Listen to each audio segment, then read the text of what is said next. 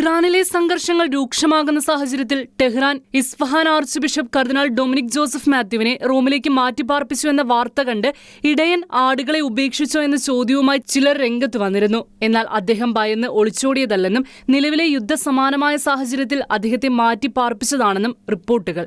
അദ്ദേഹം ഒരു ഇറാനിയൻ പൗരനല്ല എന്നതാണ് ഇതിൽ പ്രധാന കാരണം. ടെഹ്റാനിലെ ആർച്ച് ബിഷപ്പിന്റെ ആസ്ഥാനം പ്രവർത്തിച്ചിരുന്നത് അവിടെയുള്ള ഇറ്റാലിയൻ എംബസിയിലാണ്.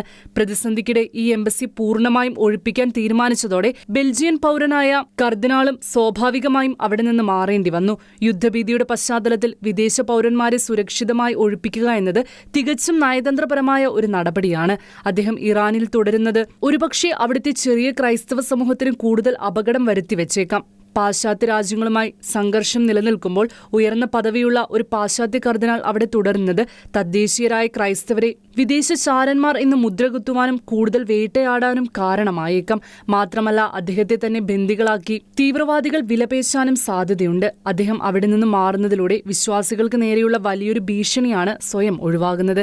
ഈ ഒരു സാഹചര്യത്തിലാണ് വത്തിക്കാന്റെയും ഇറ്റാലിയൻ എംബസിയുടെയും കർശന നിർദ്ദേശപ്രകാരം സ്വന്തം സുരക്ഷയേക്കാളുപരി ഒരു നയതന്ത്ര തീരുമാനമെന്ന നിലയ്ക്ക് അദ്ദേഹം അവിടെ നിന്ന് മാറാൻ നിർബന്ധിതനായത്.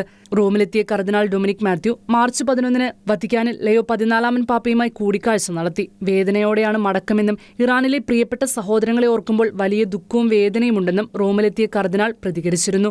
വീണ്ടും ഇറാനിലേക്ക് മടങ്ങാൻ ആഗ്രഹിക്കുന്നുവെന്നും കർദിനാൾ അറിയിച്ചു. ലോകമെമ്പാടുമുള്ള വിശ്വാസികളോട് സമാധാനത്തിനായി പ്രാർത്ഥിക്കണമെന്നും അദ്ദേഹം അഭ്യർത്ഥിച്ചിരുന്നു.